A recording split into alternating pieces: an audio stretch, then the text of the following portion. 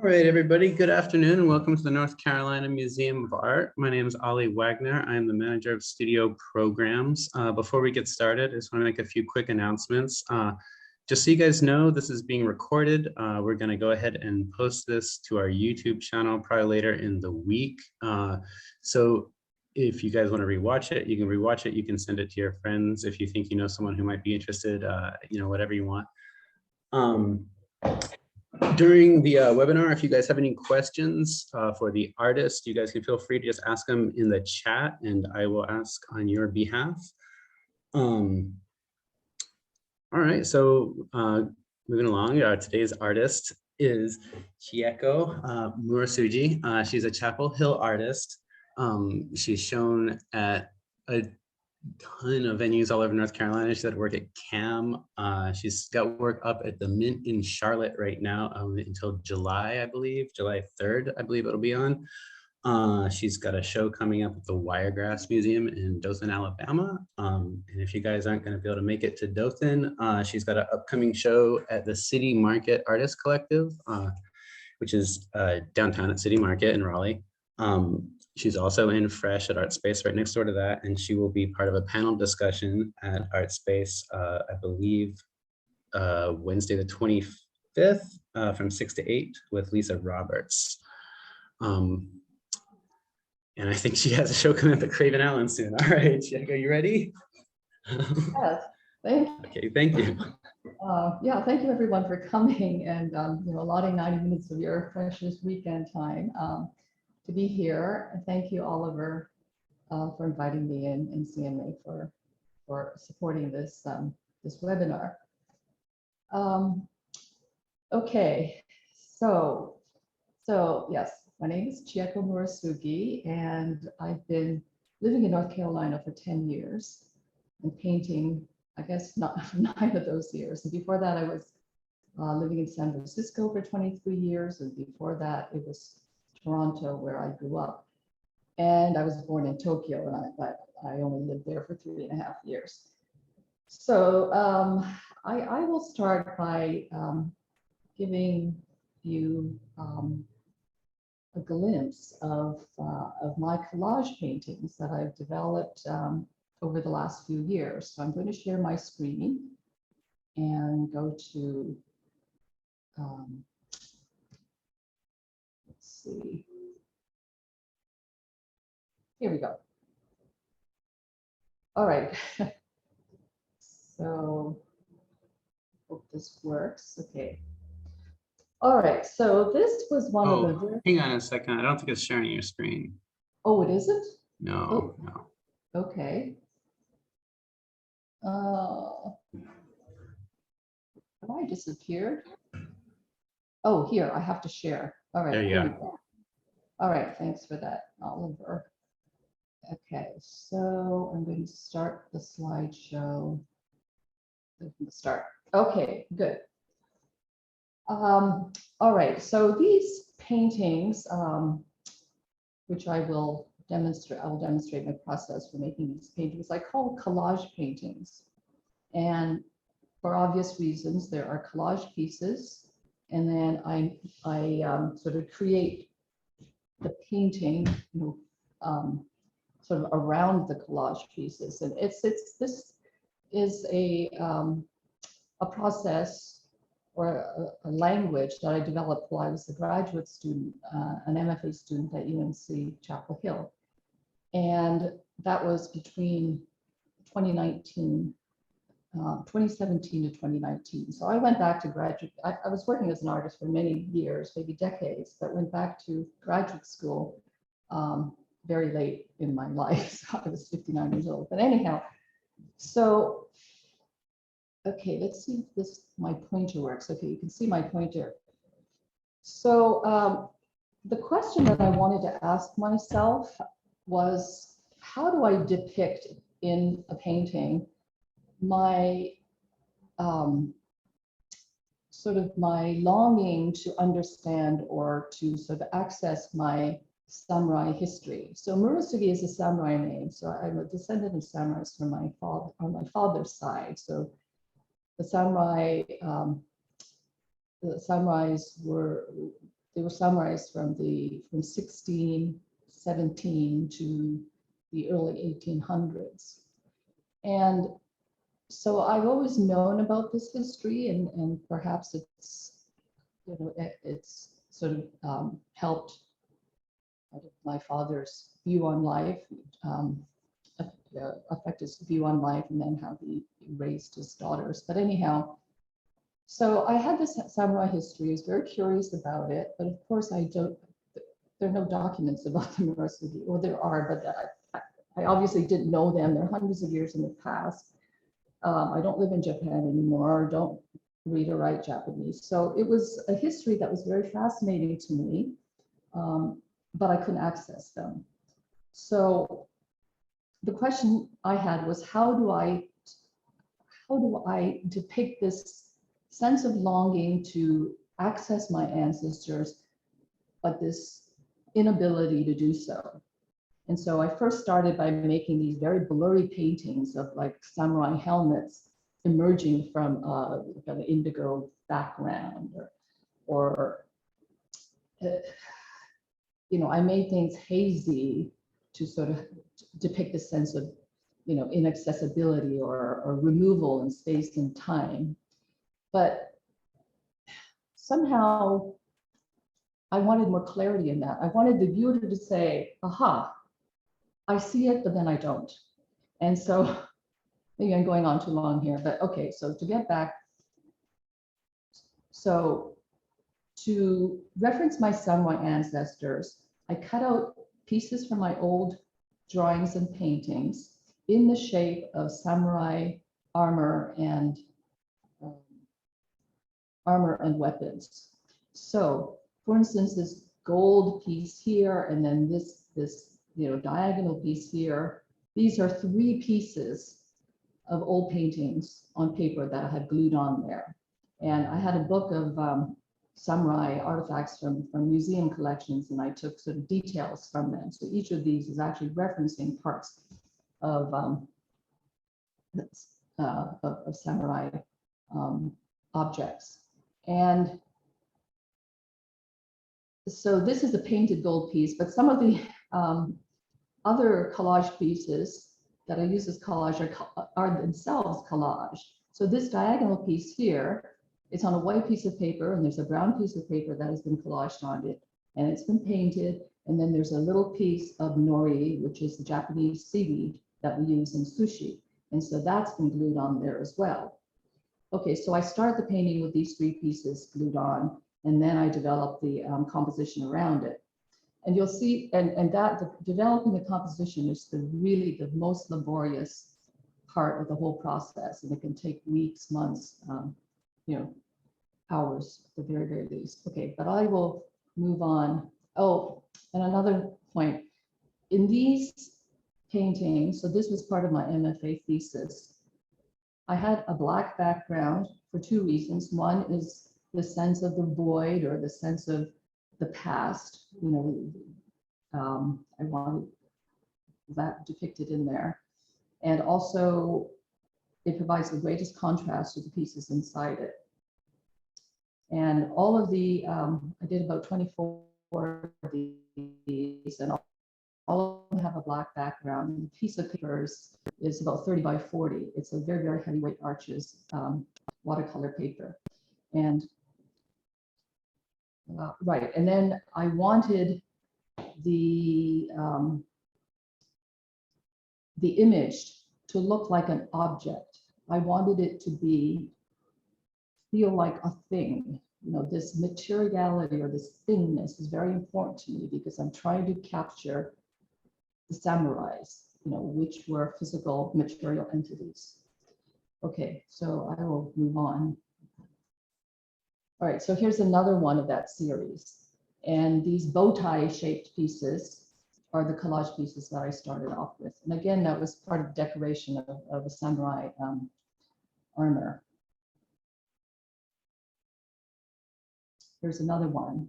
So you can see the collage pieces, you know, here, part of a helmet, probably here, part of a weapon, and then here's part of a helmet. Okay, so once I graduated, I wanted to continue this process of working this what I call my abstract language, but I also wanted to get away from the black. So I changed the colors of the background, but I was still using a singular object in the middle of the painting. And so this is on canvas, 30 by 40, and the collage pieces here. So anything that looks quite textured is a collage piece. And if you look carefully, the collage pieces themselves, pieces of papers, are sometimes joined together by either staples or by sewing. So some of the papers are, the collage pieces are already like patchwork. And so the unusual material is here, which sort of looks like the head of a bird, which has stiffened cheesecloth over black paper. And the collage elements that I try to use things that are personal and meaningful. So the fact that I cut up old paintings, is a nod to my, to my past work. But also there are historical references. So my parents were in Tokyo during the Second World War, and their neighborhood in Tokyo was bombed multiple times by the Americans. But the last bombing was, killed 100,000 people in one night. And what was dropped were napalm bombs. We know that they were used in Vietnam as well. So napalm is gasoline, but it's a jelly-like gasoline. And so when you drop a napalm bomb, the napalm sticks to the surface. So you can't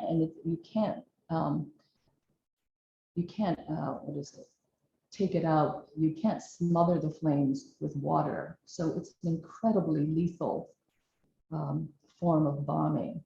So the cheesecloth I use because the napalm jelly was wrapped in cheesecloth and in the bombs. So when I use cheesecloth, it's it's an everyday material that's used in cooking, but it also has this this dark history. Okay. So I'm using a similar process, and I think by now you can sort of you can see, what the collage pieces are. And maybe in this one you can see some of the sewing of these pieces here. So this is larger. I've gone up in scale. This one is 36 by 54, and again I'm using a different palette.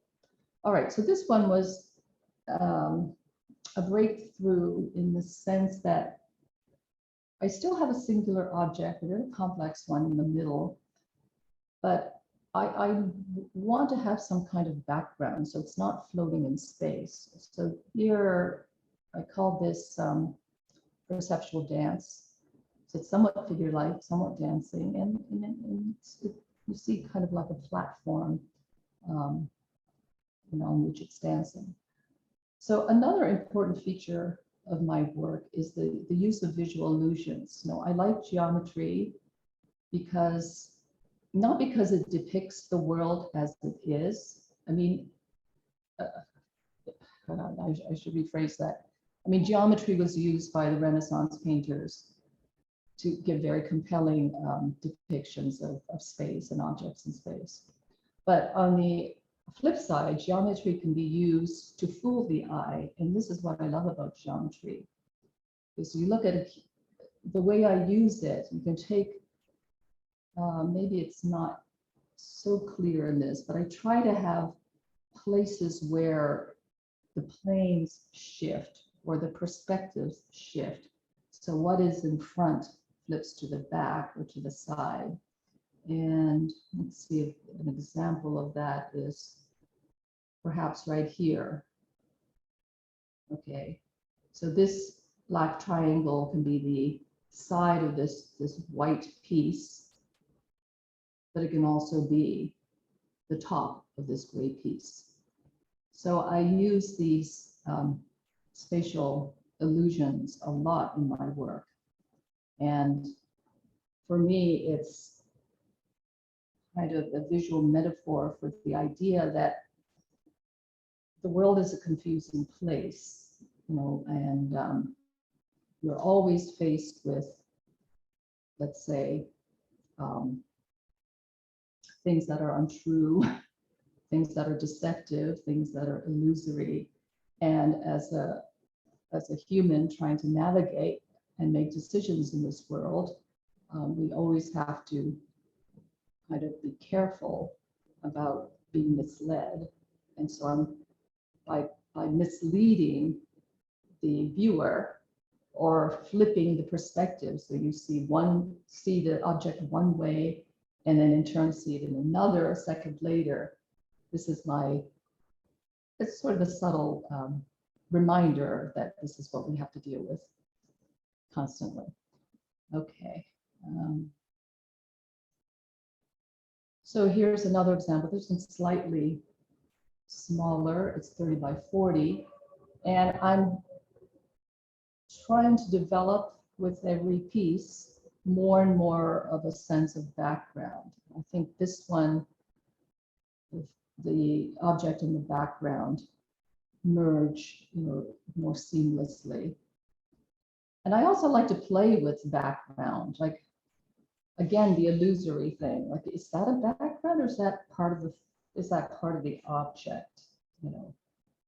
Is it in front or not? So I'd like to confuse the viewer. So this is a thing, as I was saying before about the blurry samurai helmet in a dark background. I want the viewer to know that the viewer is confused, that, so there's a real clarity in that confusion. And this is another reason why I use these flat planes and very clear outlines, because I want any kind of illusion or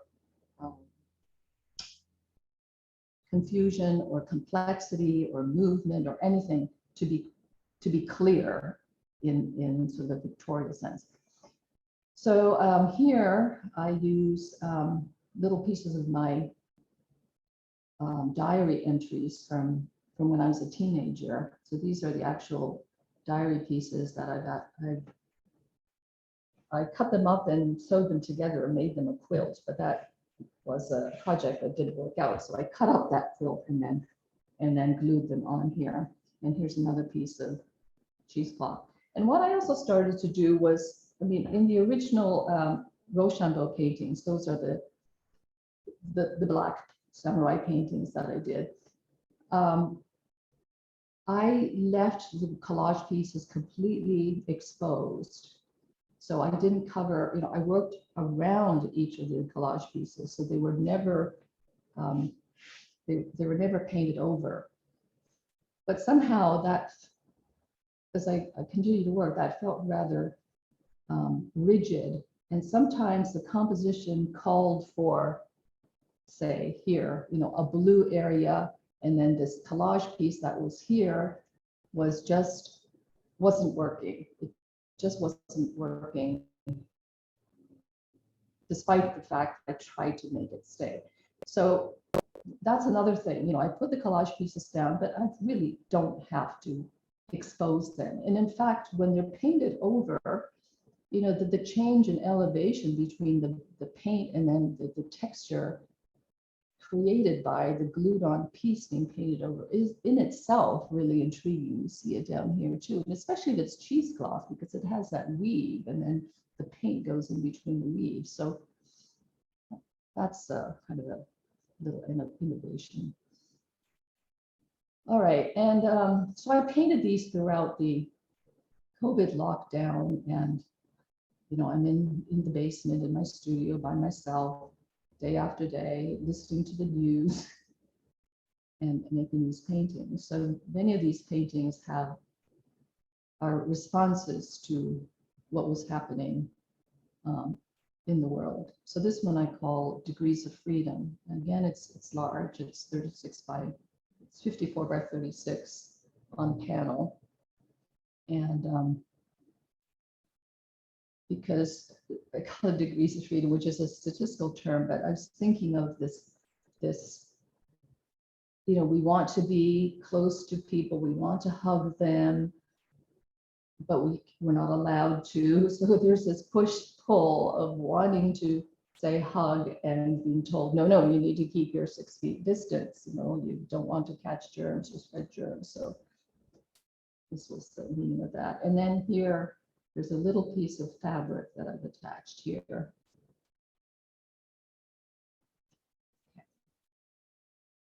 This is the same size. It's also 36 by 54, but takes up more of the screen. It's a horizontal. This is also a COVID piece, and this was I call it slings and arrows, and from the Hamlet soliloquy, the slings and arrows of outrageous fortune. And at this point in time, I was really fed up with COVID. Of course, this is in 2020, maybe, you know, it was pretty close to the beginning of COVID, and little did we know that it would be here several years later. But, you know, people were dying, and this was before the vaccines, and I was just feeling, I wouldn't say angry, but, you know, just really fed up. And this is one of the most aggressive pieces that I've made. All that red, all those pointy, sharp pieces. And I spilled, you know, this composition was not working out. So at one point I just took a huge brush and just went over parts of a big part of the drawing, painting with this ink. So to create this texture. And this was also early on in COVID. And this one is, I call it Soldier On in Place. And it's 54 by 36. And this was during our lockdown. And I was thinking about something about soldier on. Okay, I was thinking of that British thing, keeping a stiff upper lip, you know, carry on, and they have that phrase, something and carry on. And it's just the sense of, you know, you kind of have to keep a stiff upper lip and just put up with it. And that's sort of how I felt. We're all isolated, so there's a sense of isolation. This one unit, one object in an empty space, devoid of other human company. And there we are. Okay, so this one was in the announcement, and this is the one that's a piece that's in the Mint Museum, coined in the art show, coined in the South show right now. So again, the collage pieces, you can see them here. Here's a piece of a diary. Here's a cheesecloth. There's another old painting. There's more diary pages. And then this one is different because it has an all over pattern. So here I was trying, saying, okay, well, what if I get rid of the empty space in the background? What if I created objects and multiple objects just filling the space? So that's what I did. And this one is called In a Grove. So, you know, there was a lot of false information going on, hitting the news about the vaccine, about the political situation, and so on. And so I rewatched Kurosawa's movie called Rashomon, and it's set in, I don't know, 10th century Japan or something. And the story, it's about someone who is murdered in the woods in a grove. And there are several eyewitnesses. And when they're brought to trial, they all have different stories. And each story, I think there are about 4 or 5 witnesses. And each story is compelling in its own way.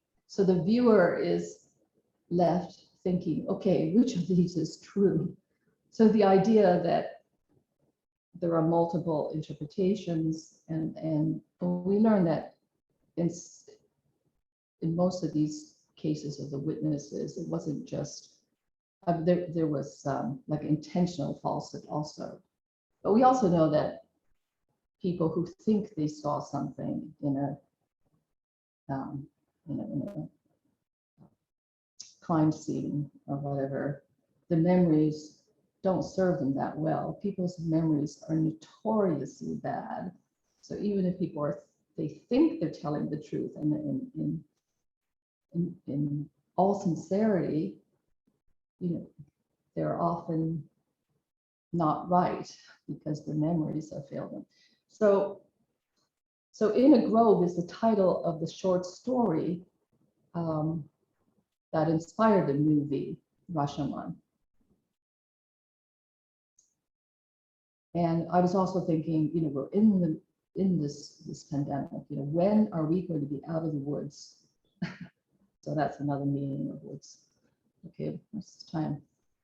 All right, I'm going to try to move on quickly. Okay, so I did 3 very large paintings in a similar style, and this one is called Waves. I was thinking of waves of the pandemic. I was thinking of the blue wave of the Democratic of the election. We were zooming so much. I was thinking of the waves of or Zoom waves, and it was inspired by the Great Wave, Hope-sized Great Wave. This is another large one. So these 2 will be at the CMAC show. So they are 60 inches tall, and they're diptychs, so they're 60 by 80 inches. And this one was painted around the time of the big forest, the wildfires out on the west coast, and how people were, it was 100 degrees in Seattle, and people were dying. And every time there's a wildfire, it's not just homes that are destroyed, but the environment, for all sorts of wildlife, including birds. And I'd also read at the time that something like 1/3 of North American bird species have been, no, that's not right. But anyhow, there were millions of birds have died in the last 30 years because of the destruction of their environments. And this one I call Where Have All the Songbirds Gone? So I was thinking about the Pete Seeger song, Where Have All the Flowers Gone, which is a lament. So it's a lament for the lost birds and the lost homes of both humans and non-humans. And this is the last of the 3 big ones, which I call Counterpoint. It's always very interesting to me, the point counterpoint, the 2 sides of the story, the different perspectives. And then finally, this is the last piece that I did, and it's quite different. It's thinking a little bit more minimally. So this is also 36 by 54, and I call it Ruby. And when I look at it, the snake-like figure, I just always see Putin when I look at this one. And for better or for worse, this was painted around the time of the Russia's invasion of Ukraine. Okay, so I'm going to stop sharing now. Okay, I hope that didn't go on too long. All right, I will now go switch cameras and start showing you how I make these paintings. So, are there any questions before I do that? Okay. All right. So,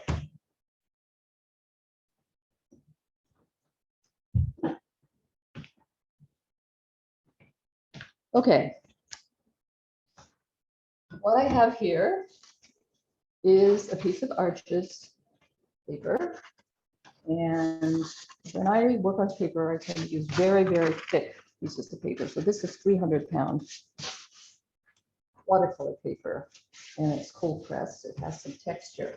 So I've collected, I had boxes of old reject paintings and pieces on paper. So I took some of those, tore pieces, cut pieces. So here's a piece that has some of that nori right here, right here. Now I've noticed that with nori, it's a fascinating material because it's so paper-like, but it's actually, it's a plant. And I started using that in graduate school because my parents grew up very close to where nori was first cultivated in Tokyo. And also, I was reading through my old diary pages, which is really kind of embarrassing. But there was one episode in which a friend came over. I write that a friend came over, and my mother is eating nori, and the friend said, "Oh my God, is she eating paper? Because it looks so much like black paper." And that was the day. Those were the days before people were, you could get sushi anywhere at any grocery store. So it was unusual. Okay, and here's another kind of piece that's oh, here we go. So this one was cut out from here, but I thought the outline was interesting. And here's some little diary pieces. I'm gonna try not to read them. I'd like to know other people better. Okay. And then here's a piece of cheesecloth. Okay, so now first thing I do when I'm using something like nori, I really have to coat it with a preservative. So this is my all-purpose everything blue protectant.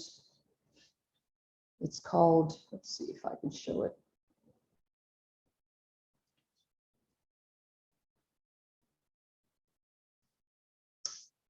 Soft gel gloss. Okay, and it comes, this is gloss, but it comes in matte and perhaps in satin. But it's really great as a glue. It's non-yellowing, it's archival, has no acid, it's acid-free. So we don't have to worry about it, destroying anything around it. Okay. Okay. Oh, right. So for the nori, I use this. Okay. So I use this. I've already done this, but I used it to coat the nori. It's another one. And I also noticed that the nori lightens in color over time. So when I first used it, it was black, and now it's kind of a medium brown. And I've made paintings that have nori as the main collage component, and I've noticed that since they change color, I sort of worry about the collector. They buy a painting that has these black squares, and then a year later it's brown. So, but that's just, it's an organic material, and that's just the way it is. Okay, and all right, and I also, if you're using something like something from a magazine or something that is going to fade with light, then you need to protect that with a UV top coat. Okay, so I just started using this, but I also put that over the nori, hoping that maybe that that's not going to get so brown if I protect it from UV rays. But for instance, these diary pieces, they're written with either fountain pen or ballpoint pen, and I don't want the colors to fade. So people who use, magazine articles or photographs or watercolors, for instance, things that are going to fade over time, and we don't want it to fade over time. So newspaper clippings or something else. Another example. Then you use this UV top coat. This is another golden product, which I really like.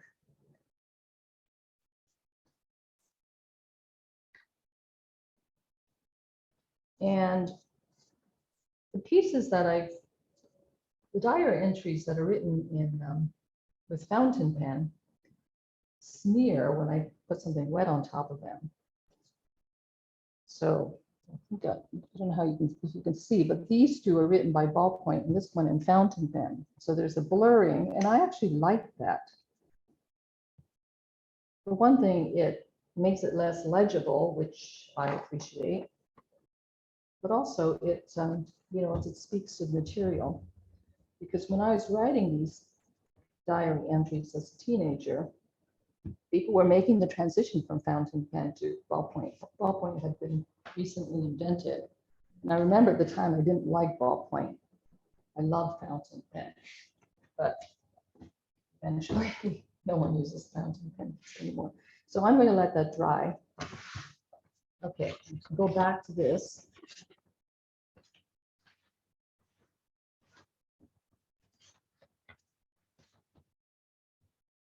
Okay, so the collage pieces, this is really the most fun, quote, fun part of the process, in that, to me anyhow, it doesn't really much matter where these pieces go.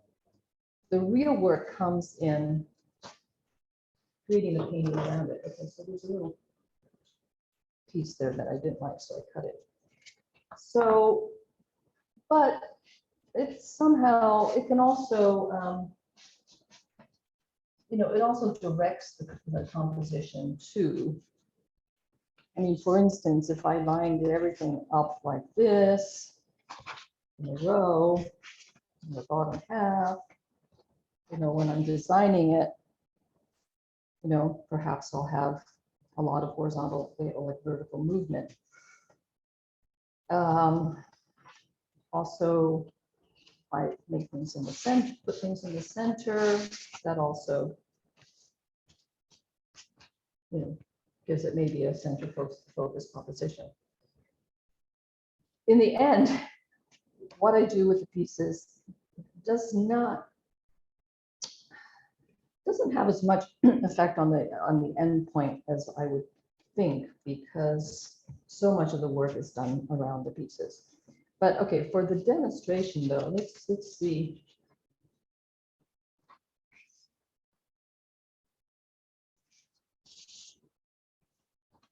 And this is kind of a mishmash of different things because I wanted to show you the different materials. I'm usually a little bit more selective. I might not use as much color, or I would stick with everything that, like I might just choose these 3 pieces and then have kind of a warm color composition, or I might use darker ones and have it be less colorful. I don't know. But okay, so, but for the demonstration, I'm just going to use all the pieces, including these.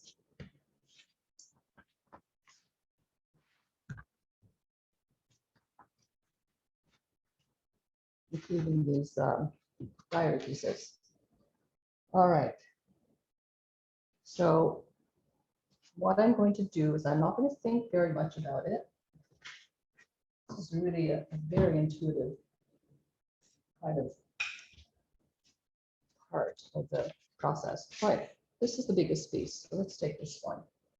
So I'm using this soft gel gloss again.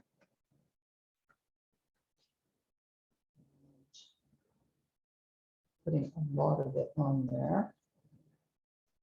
And as I said before, I tend to use thick paper, which means that my collage paper, this isn't quite as thick, but my collage pieces tend to be fairly thick. And so I need a good glue, and sometimes it doesn't stick completely. Okay, I'm just going to put it, say like this.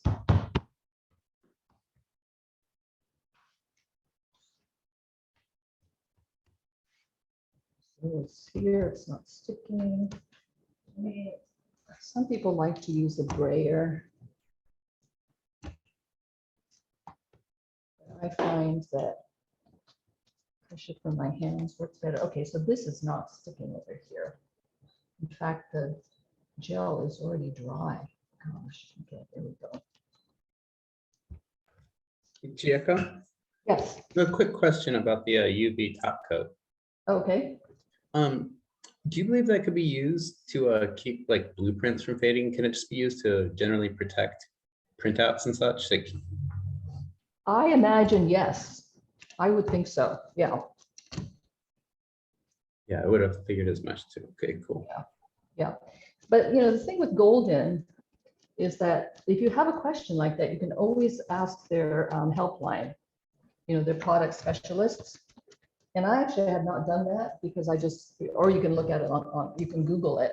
But I've heard that their support is really good and they love answering questions like that. But I've only started using the top coat. But I think it's a great way to protect, things like blueprints. Okay, so that's more or less stuck, but okay, let's see if these are dry yet. Okay, all right, so now what am I going to do? All right, so this cheesecloth, there's a fabric stiffener on this part. So this part is stiff, but not here, so it's very soft. And I'm looking at this thinking, it feels a little bit too soft. But I don't have any fabric thickener right now. So I'm actually, after I paste it down, I'm going to use this gel on it. Okay, so let's see. All right, well, here's a piece of fabric. Again, this fabric is fabric. So this is Japanese kimono fabric, yukata, the cotton kimonos. It comes in rolls this wide because the kimonos are made with fabric that's this wide. Every piece is this wide. And again, I could use fabric stiffener on that, but I won't for now. I'm just going to.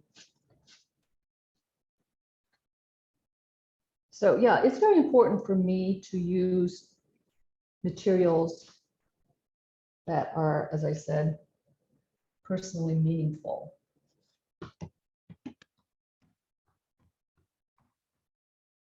Okay, so now that's interesting. You look at this, see if you can see it. So because this is a raw edge fabric, little pieces of the thread are sticking out. And I actually love that. It might eventually get covered, but it doesn't have to be. That's kind of an interesting effect that has. Okay, so this is an old painting again. I was doing a bunch of paintings for fun based on some Picasso. I think maybe it was Guernica, I'm not sure. All right, so I am, you can see, I'm just kind of being very sort of carefree, I would say. And I'm gluing these pieces. And here's how it looks so far. So what do I have left? I have this piece. I'm not sure if I want that piece. This piece. This one has really cool edges. It comes from handmade paper that came round. So they're about. Hey, Chick, I got a quick question.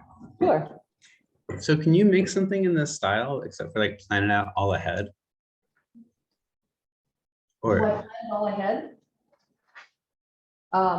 My work? yeah, do you ever completely plan it out ahead?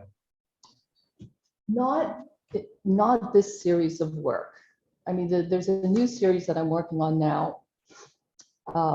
Actually, you can see the piece up at Art Space. You'll see it is very different. It's a circle. Is that an example of it? No. It's a circle with a kind of a pointed oval in the middle. And those pieces, I plan everything ahead, but not here. So even though,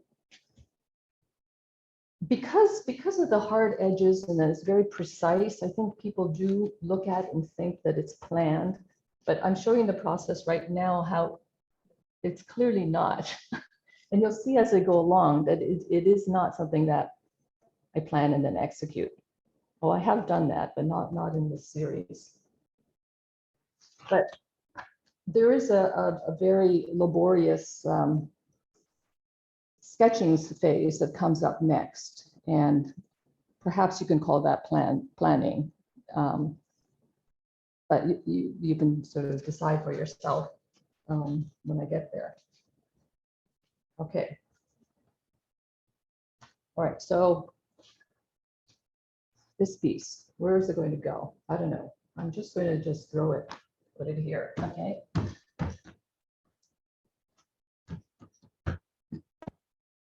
All right, so now my little diary pieces are, oh boy, are dry, but one got torn, but that's okay. I'm just going to pick them randomly. There's a piece that was torn, so I'll put the torn piece there.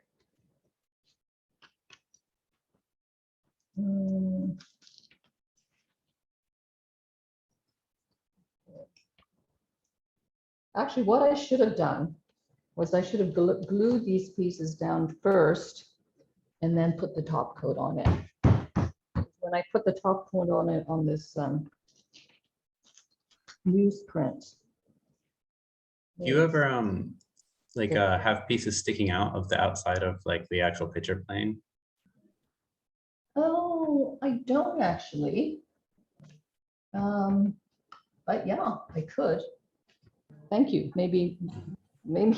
Hey, okay, let's try that. Let's try that. That's a great idea.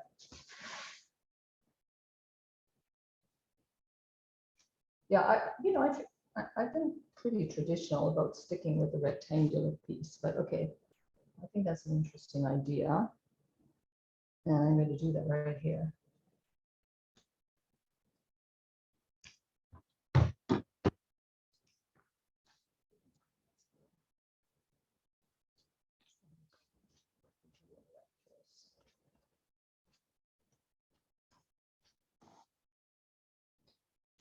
Okay, I'm going to do that here. And who knows, I might have to cut it off at the end, but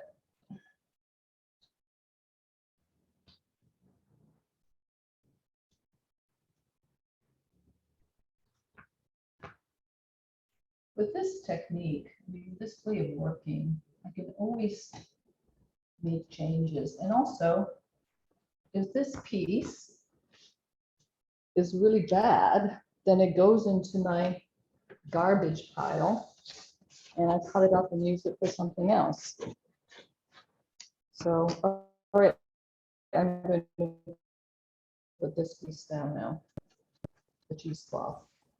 Another quick question for you. When you're all through, how exactly do you mount this paper? How do I mount it? Yeah, or does it just exist as works on paper?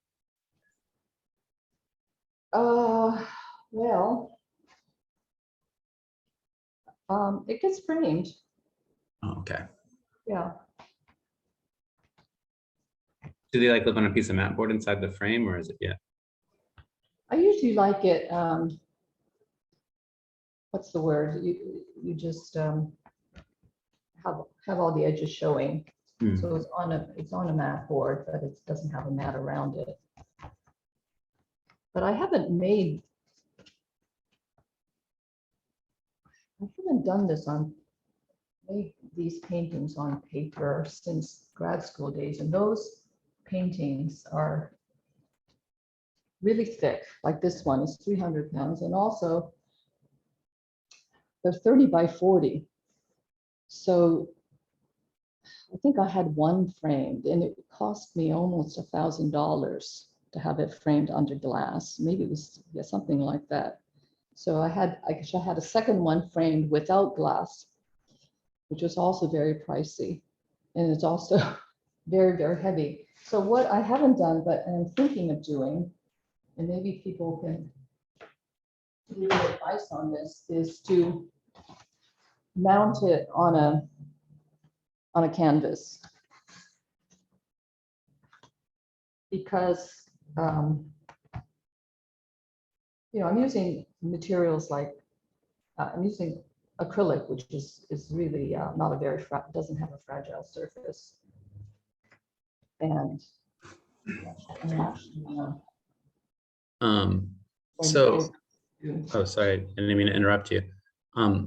So if you wanted to do this on a black background as opposed to a white, would you start with that first? Yes, for those black paintings, I painted everything. I painted the whole piece of paper black using a different kind of paint. I used flash paint. Let's see. I used two different kinds of paint. I used acrylic at the moment and I used flash. Okay, here's flash paint. I don't know, can you see that? Okay, it's flash with an E at the end. It's a French brand and it's very, very flat. Apparently it was used in theater sets, you know, so the lights didn't make the background reflect. Do you ever just collage direct to the canvas as opposed to on paper? Oh yeah. The most of the paintings that I showed you past the black ones, the Rochambeau ones, are on either canvas or panel. So I usually work on panel these days. But for this demonstration, I wanted to use paper because I wasn't sure how it's going to look. And then if it's on paper, I can use it, can cut it up and use it later. Okay, so that's what I have. And I have this little piece sticking out. Of course, it looks really weird, but who knows?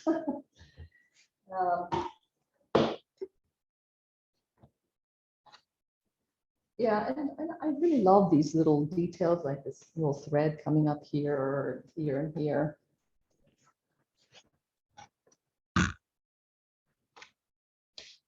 Okay, so I think we'll be sticking out here.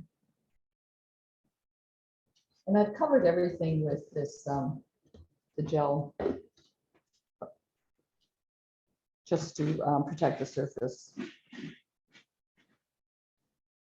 So this is another reason why it really doesn't have to be on glass, because the acrylic paint is very sturdy and I've covered these with this, this gloss. And so, you know, if you touch it or it scrapes against something, there's no huge loss. Okay. Okay, the next part is for me really time consuming and very, very hard. And so I'm not going to be able to finish a painting. If I were to work on this painting, it would take me at least 2 weeks full time to finish this painting, to take it to a place that where I want it to be. So the next step is, well, I can do one of two things. I can go straight to my sketchbook, and my sketchbook is digital. So I use a program called Doodle, like U as in Y-O-U Doodle, which is an app that's free. And what I would do is take a photo of this and it goes into the app, and then I can use their tools to create, you know, to sketch on it. So if I wanted, say, see, maybe I'll give you an example. So here's my iPad. And when I do a large painting, oh darn, it's out of power. Okay, I'll use my iPhone. So when I use a large painting, I would do hundreds and hundreds, you know, hundreds of these sketches. Okay, so this is what the app looks like. Okay, so here's the painting that you'll see later that I finished. And I can take a brush and then, you know, make lines. So for instance, and then I can just erase it by doing the backwards arrow. So with this app, I can change colors and shapes, you know, with just a click. And I used to do a lot of this kind of back and forth, sort of creating the work on the paper itself. But then I found I had layers and layers and layers of changes, and it was a waste of paint. It was a waste of time. And so I use this app. There's all the different kinds of apps.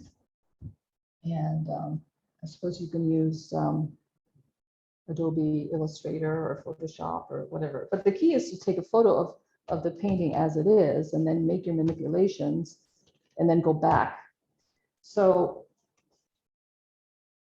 and invariably what happens is that, you know, you think you have a perfect composition on the app, and then I start painting it, and somehow in the translation between that little screen and this big piece of paper, especially if it's a huge canvas, something goes wrong and it just doesn't look right. So, but then I have to go back and do more sketching on the iPad or iPhone and then go back. So it's really going back and forth between the digital and the live version. But okay, so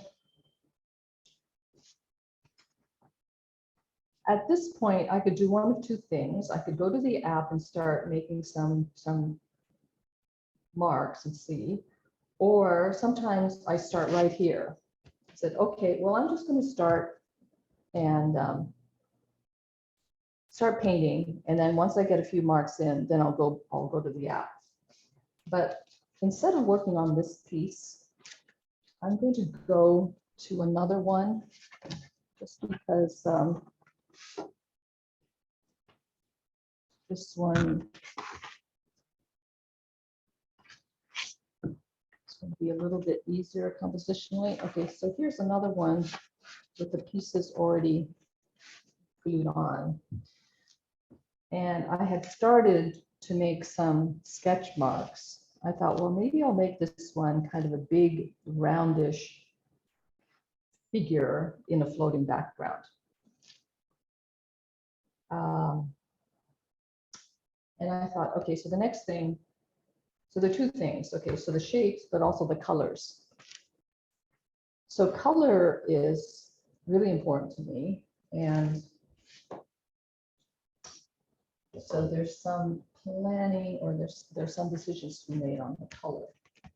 Okay, so for the Rochambeau series, the Rochambeau means, is another word for rock, paper, scissors, you know, that game. And the series that I showed at the beginning with the black backgrounds, the samurai pieces, I call Rochambeau because that is sort of the game is a form of peaceful conflict resolution, which counteracts the use of force by the samurais. So anyhow, so for that Rochambeau series, I limited my palette to 100 colors. So every color in those 24 paintings come from this palette. And this palette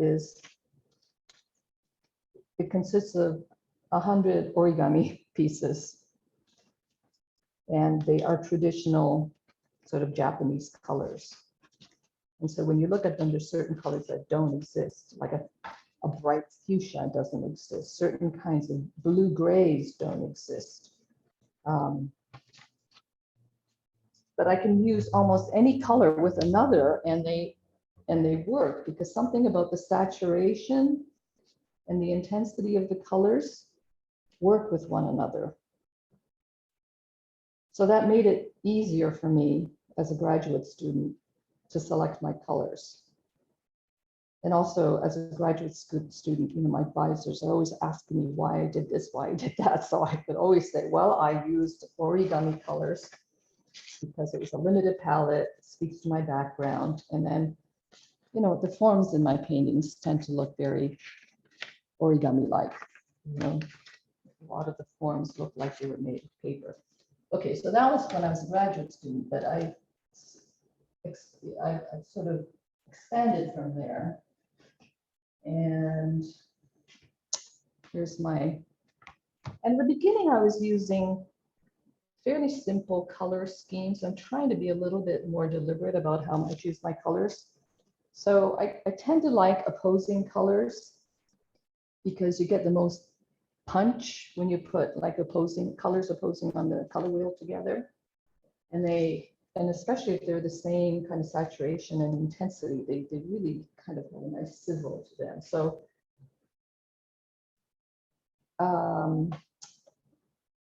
so I often use like opposing colors or, you know, like, but then recently I'm thinking, well, I should think more about like a triadic system or like, you know, using 4 colors, 4 different colors on the color wheel. And I also use a lot of analogous colors. So that big waves painting is a lot of blue, a touch of yellow. Where have all the songbirds gone? It's very warm. I have a tendency to like the cool palette. So in that painting, I said, okay, I'm going to use a warm palette. That was the first painting where I consciously wanted to go really warm. And, you know, it spoke to the wildfires and kind of emergency, the climate emergency. So I used these colors, analogous colors here with some green. So again, opposing, but with, you know, more of a spectrum here. So for this painting, I decided, okay, I'm going to stick with an analogous palette. And then maybe for some contrast, I'll use something else, but let's stick with the roses. And so I went to my collection of paints and just picked out a whole bunch of colors that are in kind of the rose family. Okay. So this is another trick of mine.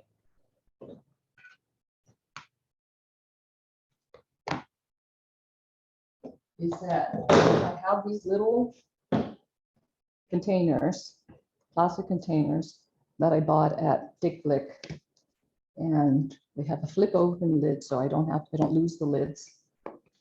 And I mix my paint, and for certain, for my complex paintings, I actually give them a number. So let's say I'm just going to grab.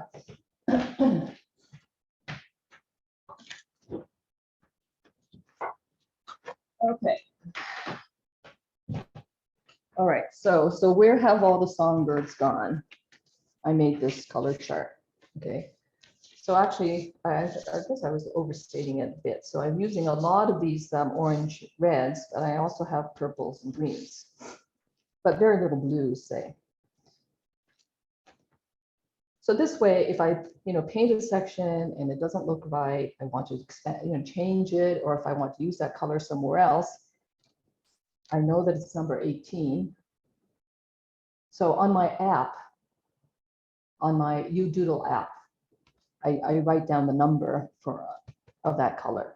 So I can go to 18, you know, I can go to, like, say this is number 18 and open it up, and I know that it's exactly the same color. So that's very helpful. I only have to mix the colors once and then I have my palette. Okay, so so I love these little containers. I probably have, I don't know, 50, 60 of them. Okay, so here I have these colors, and I want to use analogous colors, but I don't want to use all of them. So I get just a piece of blank card, and I'm going to choose my colors. So I guess when you said, do I prepare, this is, I guess this, you could say, this is preparation. I'm preparing my colors right now. So I'm going to take this card and make little dabs of the color. Okay, so there's that. So there's a purple. So what I want to do is narrow it down to say 5 colors.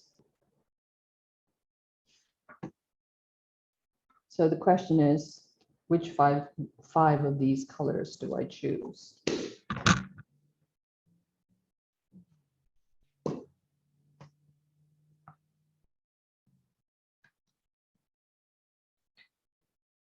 Oh, I actually missed a step. Usually, okay, so when I'm choosing my colors, I used to use that palette, the origami palette, but now I use this. So I decide on the general color scheme by using this. And then I say, okay, well, I want to use pinks. So I say, well, I say, match this against, against this. Of course, this is easy because it's black and white, but if you can imagine, it wasn't, let's say I want to go pink. So, okay, well, that looks really striking against that. And then, what color would look good with that? Say, okay, so let's say, I like these 2 colors, maybe I want green. So anyhow, I use this, the Sherwin-Williams paint colors, wall color palette to choose my colors.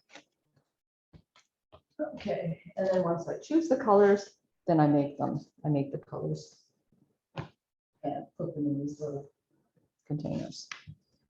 But today, instead of doing that, I'm going to use the pre-made colors.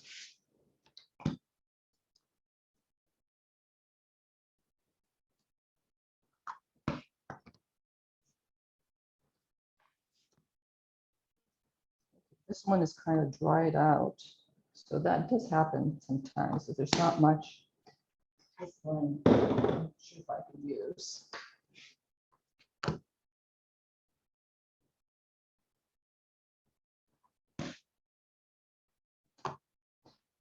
Okay, so let's see. Here's a mauve.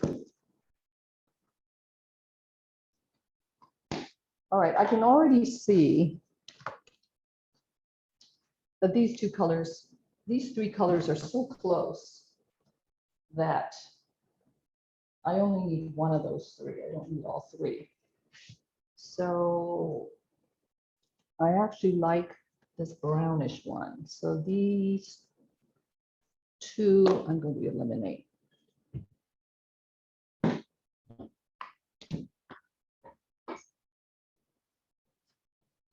Oh. These containers come in different sizes. This one is a little bit too big for my purposes.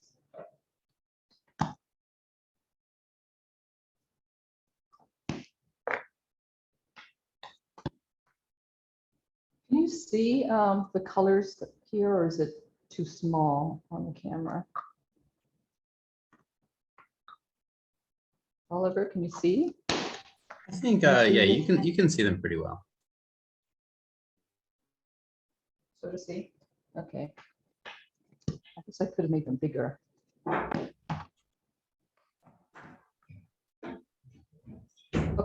all right, well, this is taking a long time, but color choice is really important, actually. There was a time when I just oh my gosh, it's almost 3 o'clock. Really? Okay, I'm going to speed it up. Sorry. Okay, so here are my colors.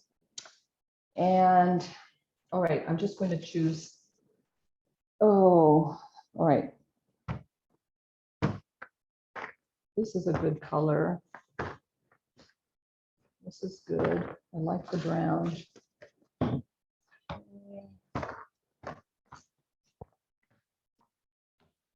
All right, I'm just going to start with these 4 colors.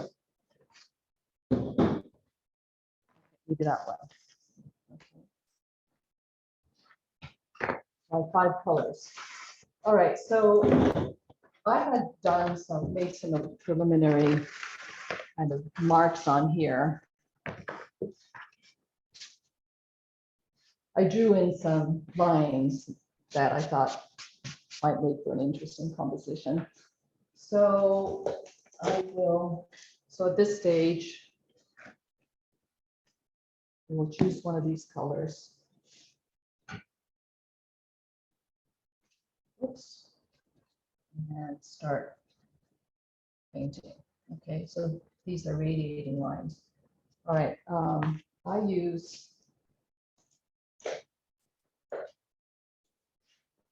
several brushes, but for the edges, I use this teeny tiny angled brush. These flat angled brushes are really good for edges and especially for clean edges.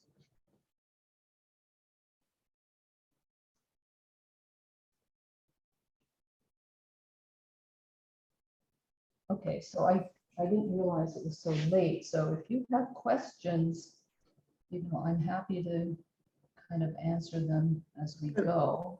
I've got a couple questions for you. Do you ever use color copies or prints of pieces finished or in progress?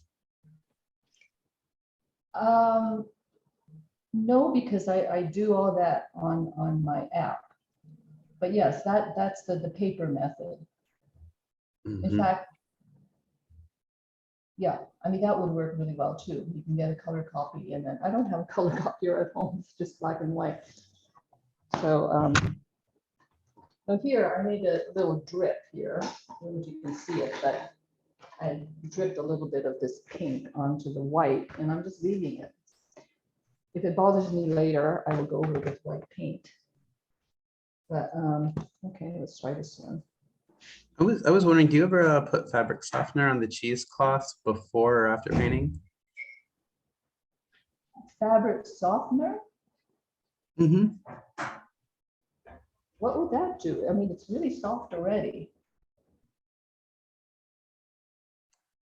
What would that be for? Oh, or maybe stiffener, possibly. Stiffener, yes, yes. So that piece of cheesecloth I glued on, part of it was really stiff, and it's because I had the fabric stiffener on it, which was, I think that's another. Here we go. It's this one, the GAC 400 stiffens natural fabrics and fibers. Yes, so I use that before I glue it on usually. Okay, so here I'm going right to the edge of the collaged piece. So yes, this is the way I paint. I studied illustration for a few years, a long time ago. And I think this is kind of like the illustrator in me coming out. Okay, so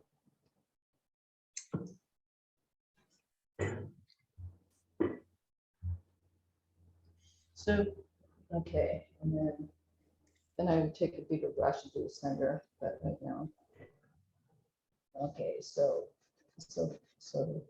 there we go.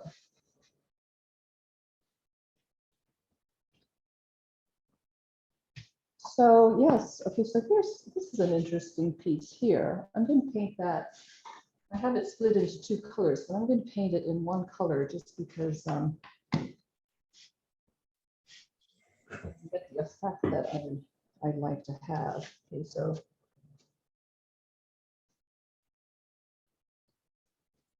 there are certain shapes and so designs that I return to. My father, he's a mathematician and he's a knot theorist, which means he sort of studied the topology of knots, which sounds weird, but it's a discipline within geometry. And I mention that because when I was growing up, he would spend hours up in his study, sitting in front of his desk and covering pieces of paper with diagrams of knots with lots of mathematical formula around them. And I'm not a math person and I don't understand exactly what he was doing. But I just grew up aware of knots. And then whenever he sees geometric work that has some sort of knot-like feature, he would look at it and he would say, oh, that's a knot, or no, that's not a knot. There's certain characteristics of knots. So for instance, if you just take something and just loop it, like that, it's not a knot. The knot is like a knot, it has to tie. So he would always look at these things and say, is that a knot or not a knot? Okay, so I think you can kind of see where I'm going here. If I continue this, follow the contours lines that I've made, this is going to be a shape. Okay, let's see. I'm actually going to just do 2 sections, and then you get a sense of this shape.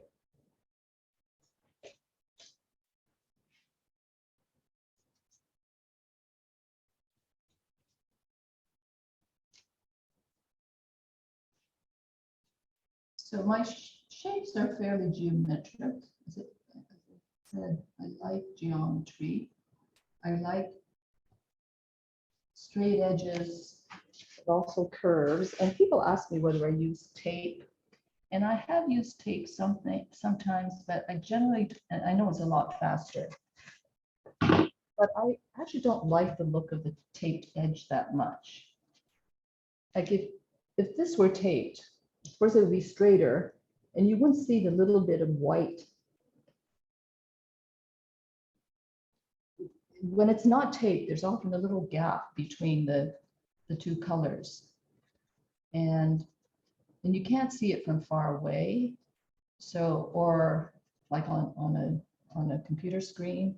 So when people see my work on the screen, they think it's taped and they think it's really extremely precise and clean.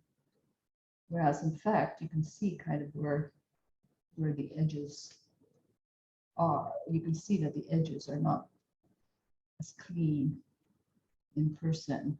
There's a real mark of the hand, which I like.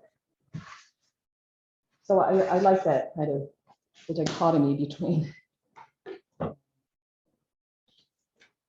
what you expect or sort of the what you expect versus, oops, I have this mixed up, and what's actually there. Okay, so this is, okay, I'm just going to do one more section here. And I'm being fairly, sometimes when I start, especially a big painting, I would paint the sections not so carefully, sort of just quickly, just to get a sense of the forms and the colors, and then go back and really clean it up later. And that's why it's so handy to have the pieces pre-mixed. Okay, so here, you can see what I've done. I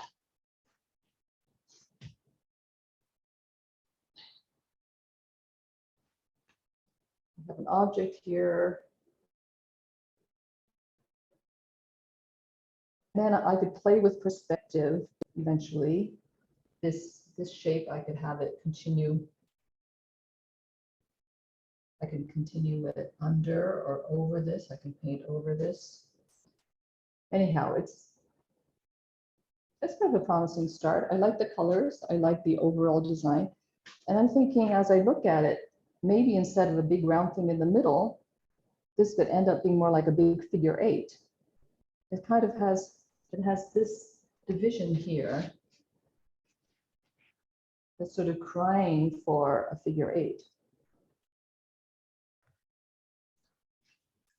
Yeah, so now I'm going to show you a piece that all right,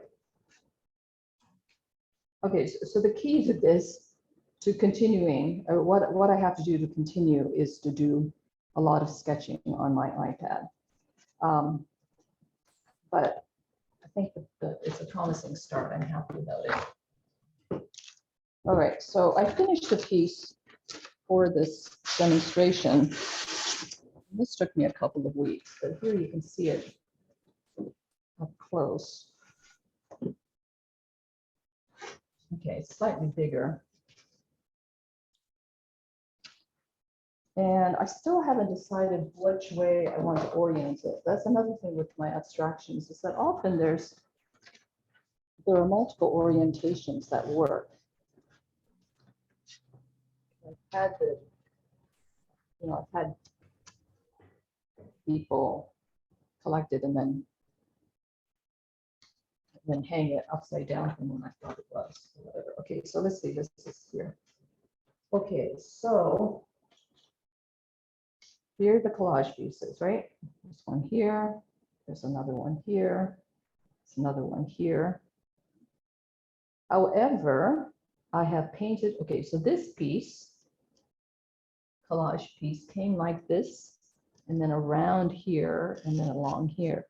So I hope that you can, with the camera, see that this part is pink, but it's raised, right? Here and here. So I covered over this part of the collage piece. And it's because when I was making this helmet shape, I originally had this shape going underneath this, let's call it this bridge. But I found that a little boring. I thought, okay, I do like illusions, and I like ambiguity. So I wanted this shape to look like, part of it is going over this object, and part of it is going under. And same here. Okay, originally this edge, this is all painted. This edge came to here. So that this bridge continued and came around here, and it continued here. And this was the background, like the background here. But I thought that was a little uninteresting too. And so I cut over here so that this, although it's a background most everywhere else, all of a sudden it pops into foreground here. It goes over the yellow. So your eye is thinking, is this an object or is it the background because of this ambiguity here?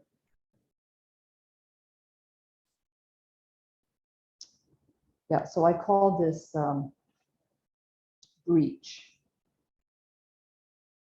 And it's actually sort of my women. It's kind of a feminist piece in my view. The pink is female. It's like an anti-patriarchal piece, patriarchy. See. So even though my pieces are abstract and you've seen the way I create them, in the end, they express some kind of worldview or something that's in my mind at the present. So it's a timestamp. But anyhow, it's just about 3 o'clock. So I think I'll stop here and flip over to my other camera. Going to say I have a few questions for you before we end.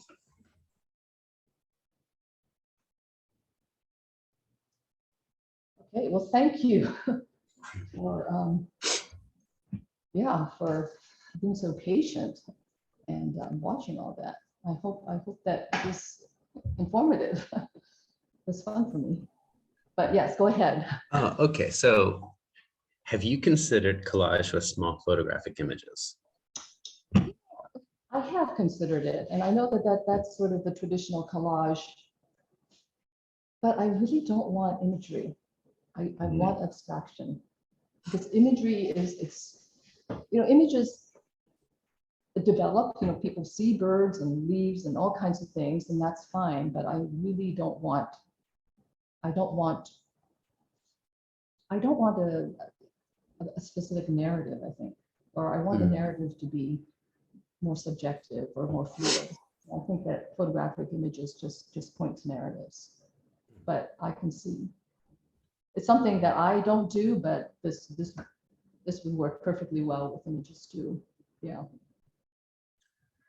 And lastly, I was wondering if you could touch on where do you get the color swatches and that color wheel that you were showing everyone? The color wheel that I got on Amazon. If you look up, or maybe Dick Blick, but probably Amazon. You mean the round one? Yeah, And it looked like that looked almost like a Home Depot, like Duran paint color swatch you had there. Oh yeah, the other one, the book, the rectangular one with the swatches, that is a paint book. Yeah, that's a Sherwin-Williams paint book, but you know, Okay. yeah, you could go. Sometimes that one they gave me for free, but I've also had to pay up to $30 for one in the past. But and then the fabric swatches you just got somewhere. Those are fabric swatches, correct? Fabrics. Or maybe they were paper swatches. Oh, the origami ones? Yeah. The square ones? Yeah, that's origami. It's paper. So that I got on Amazon. I just looked up origami paper, and there was one that had 100 colors. And how in terms of your art, how important is it to you for your audience to understand the concept behind your work? Who you mean, for instance, this anti-patriarchy concept in this Or one? just in general. Yeah, well, you know, I really don't like to be didactic, and I don't like to be super narrative, but and you know, sort of the basic premise of my work is that you know, beliefs and narratives and identities are so fluid and so complex and so changing. But on the other hand, you know, I am living in the present, and I'm aware of what's going on in the world, and so that invariably ends up in my work. And so I try to give a clue in the title. So where have all the songbirds gone, or this one, breach.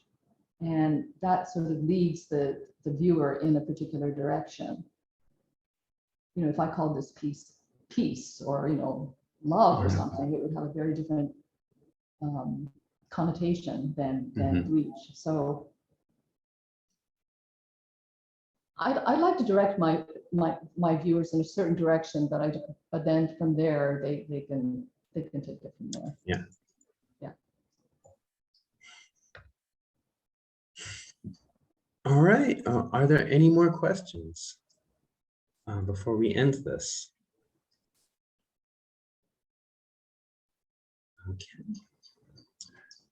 All right. Well, I'm about to end it, and I just want to thank everybody for coming out, and thank everybody for being such a lively and attentive audience as well. And thank you so much. I hope to see some of you guys back next month for our next Live from the Studio. All right. So thank you very much.